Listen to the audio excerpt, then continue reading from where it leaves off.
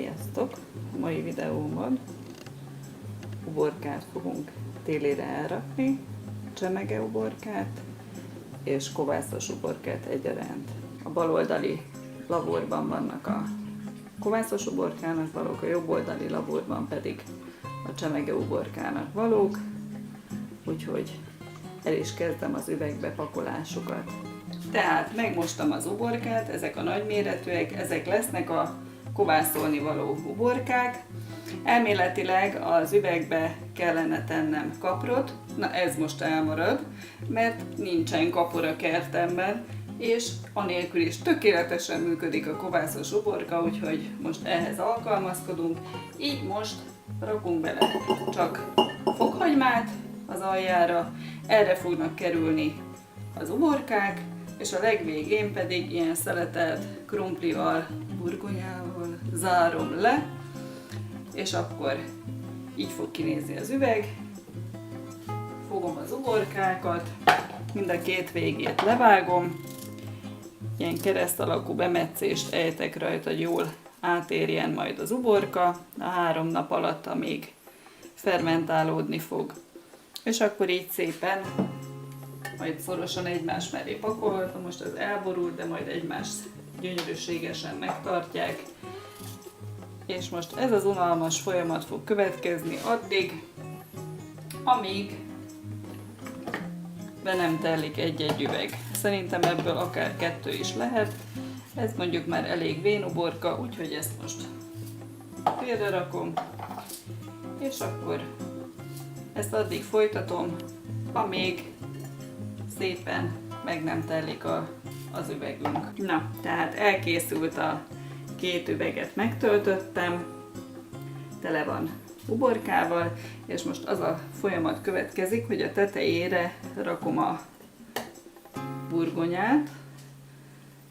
Ez kenyér helyett kerül bele, mert ugye mi gluténmentesen étkezünk, ezért kenyeret nem tudunk tenni a tetejére. Így pár szeret burgonya fogja elindítani a fermentálódást. Nálunk így néz ki. Több nem is kell egyébként bele, ennyi elég. És akkor mindegyik üvegbe ugye 4-5 kanál sót teszek bele. Ez sima konyhasó, tehát nem jódozott, nem tengeri, hanem sima konyhasó. Ez kell ebbe a kovászos uborkába. És akkor a folyadékkal való feltöltés az úgy van, nálam legalábbis, a lehető legegyszerűbb ez is, csapvíz, meleg csapvíz, nem forralom, nem hűtöm, langyosítom, hanem ami ilyen meleg, jó, nem forró víz, de meleg vizet, ami a csapból jön, azt öntöm rá, teljesen tetejéig, és akkor teszek a tetejére egy fedőt, és fölviszem az emeletre a tetőtérbe, mert ott egyenletes meleg van éjjel s nappal, és 3 nap alatt kész is a kovászos uborkánk, ami finom, roppanós. Na, felhoztam a tetőtérbe az uborkákat, itt egyenletes melegben van éjjel-nappal. A tetején nincsen rácsavarva a kupak, mind a 2 csak így lazán rátettem, pontosan azért, mert ahogy beindulnak a folyamatok az üvegen belül, a folyadék az elkezd majd kifolyni az üvegből időnként, azért is van alatta egy tepsi vagy tálca, fontos, hogy legyen alatta, mert ugye ki fog folyni a folyadék belőle, és ez időnként a napok folyamán azért nem árt pótolni, tehát én mindig szoktam beleönteni egy picike vizet, hogy fölérjem karimáig, hogy ellepje az uborkát, mert különben akkor megpenészedik, hogyha a folyadék nélkül marad. Tehát erre azért figyelni kell, időnként rá kell nézni, hogy folyik ki belőle a lé, akkor pótolni kell a vizet. És akkor csak így lazán van rajta a tető, hogy tudjon dolgozni.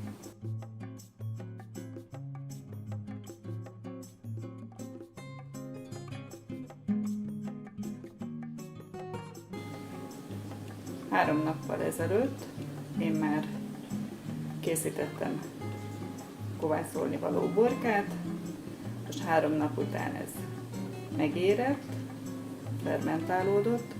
Ezeket kiszedem most kis üvegekbe, rászűröm a levét, és utána mehet a befőzőautomatába, 90 fokon 30 percig, tosztolni fogom, és utána már lehet tenni a kamra polcaira. Így télen, karácsonykor nagyon finom kovászos uborkát lehet fogyasztani. Így fogom belerakni az üvegbe az uborkákat, átrakosgatom kis üvegekbe, csak így egyszerűen semmi faxni, kiveszed az 5 literes üvegből, és így egymás mellé lehetőleg szorosan, hogy minél többet bele lehessen tenni, így bele dugiszálod. Aztán vannak kövérebbek, vékonyabbak, ahogy sikerül. Lényeg, hogy minél többet tudjunk beletenni. Hát ez már itt nagyon kövér, ezt csak így a tetejére rányomiszkálom, és akkor ennyi egy üveg. És ezt addig készíted, ameddig el nem fogy. Körülbelül 5 üveggel lesz. Hogyha nagyon ducik az uborkák, mint például ez, akkor ezt el lehet vágni, és akkor így 5-6 üveggel lesz belőle. És utána leszűröm a levét, azzal töltöm föl a kis üvegeket, lezárom szorosan, és megy a befőzőautomatába 90 fokon 30 percre, és utána mehet a kamra polcaira. Télen pedig jó ízűen megesszük.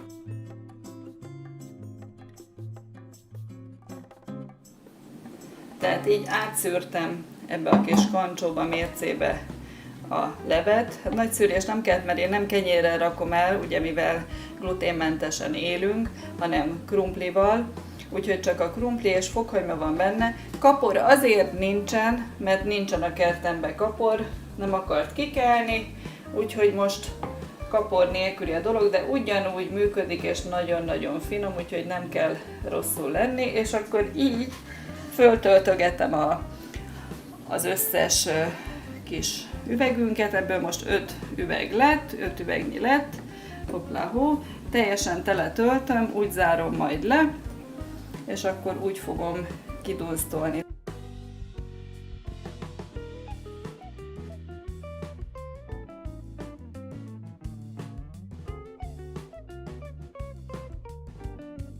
Most akkor elkezdjük a csemegeuborkát berakni az üvegekbe. Én úgy készítem, hogy minden egyes üveg aljára rakok pár babérlevelet, egész fekete borsot és kaprot. Most éppen szárított kaporlevél van csak, mert a kertemben nincs, mint már említettem. Egyébként lehet oda rakni még koriandermagot, mustármagot is, ízlés szerint, de én azért nem teszek bele, mert mi azokra is allergiásak vagyunk, a család nagy része. Így nálam csak ezek a fűszerek szerepelnek. Ezeket a fűszereket az üveg aljára helyezem, rárakom szépen a kis csemegeuborkának való uborkákat, szorosan az üvegbe. Tehát mondjuk egy üvegbe kerül babérlevél, szállított kapor, nem puskapor, és akkor teszek bele még egész fekete borsot, úgy, ahogy sikerül, és akkor fogom a kissé görbe, de szép uborkákat, és így szépen belehelyezem az üvegbe, ez mondjuk dundi, egyiket a másik után, szép szorosan, na, és akkor körülbelül így néz, mondjuk így tele van egy üveg, ebben a formában, így, és akkor az összes üveget megtöltöm ezzel a módszerrel, és utána készítem el a felöntő levet, amit majd mutatok, hogy hogyan készül. Hát elkészültem az uborkák behelyezésével az üvegekbe. Összesen 12 üveg csemegeuborka lett. Tehát most nekiállok a lé elkészítésének. 12 üvegre úgy néz ki, hogy 3 liter hideg vízhez adok 4 deciliter 10%-os ecetet, 10 evőkanál eritritet, hát mi cukor nélkül étkezünk, úgyhogy eritritet használok, de aki használja a kristálycukrot, nyugodtan ugyanúgy 10 evőkanálnyi kristálycukorral készítheti el. 2 evőkanál konyhasó, ez szintén megint a sima konyhasó, vagy erdélyi adalékmentes konyhasó, vagy ez a sima asztali só, tehát nem tengeri só, nem jódozott só, az egyszerű, legolcsóbb só. És fél kávéskanálnyi fűszerköményt is teszek a lébe, ezt összekeverem, megvárom, még egy kicsit eloldódik az eritrit, a só, és rámerem szépen az üvegekre, és ezután fogom behelyezni az automatába. Tehát elkészült a lé, és egy kicsit összekavarom, hogy eloldódjon benne az eritrit, a só, és majd szépen rámerem az üvegekben lévő uborkára.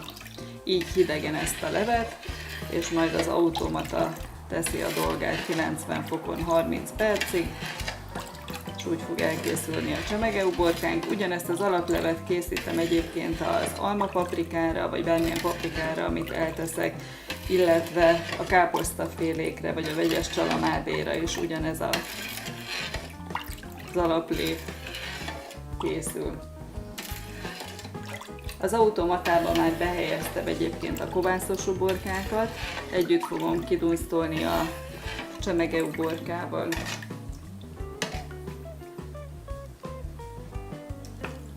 És akkor elkezdem rámerni az üvegekben lévő uborkára a levet. Hát, ha nem öntöm mellé folyamatosan, akkor talán elég is lesz a 12 üvegre. Ezt a mennyiséget, amit elsoroltam az előbb, ezt lehet duplázni, felezni, attól függően, hogy hány üveg uborkát vagy savanyúságot készítettünk. A céklára másabb a lé alap, úgyhogy majd a céklát teszek el, azt is megmutatom nektek, és akkor megadom annak a receptjét is. Tehát erre az uborkára, paprikafélékre, csalamádéhoz ezt a receptet használom, hogy 3 liter hideg víz, 4 deci 10%-os ecet, 10 evőkanál eritrit, 2 evőkanál konyhasó, és körülbelül fél kávéskanál kömény, de ez ízlés szerint ki hogyan szereti. Ezt keverem össze hidegen, és hidegen is merem rá az uborkára.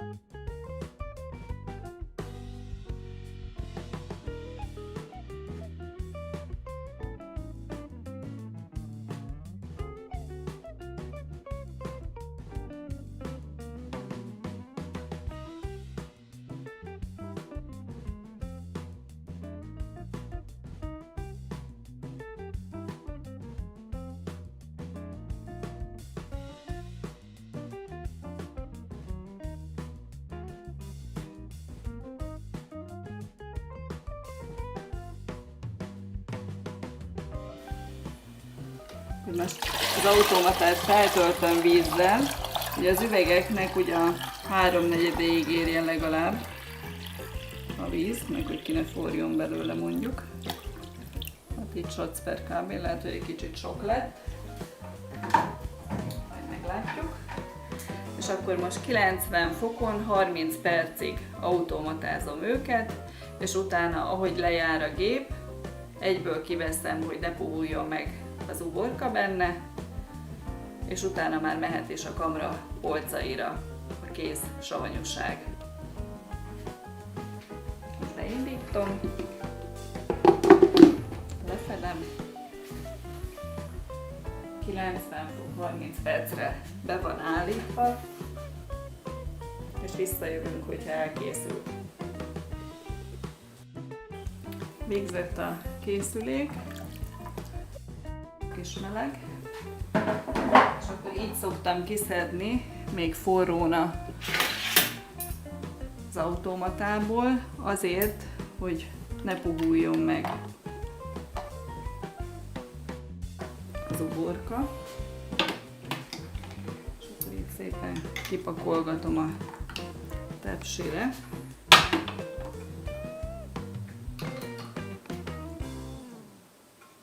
És itt hagyom kihűlni.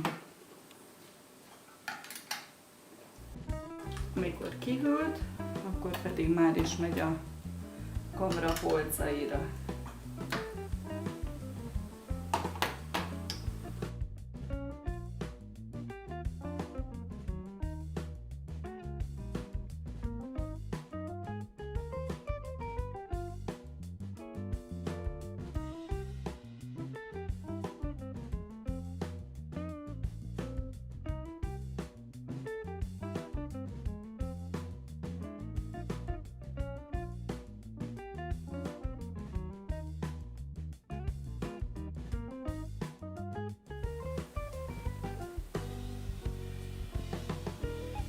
És itt már a kamra polcain láthatóak a savanyúságok.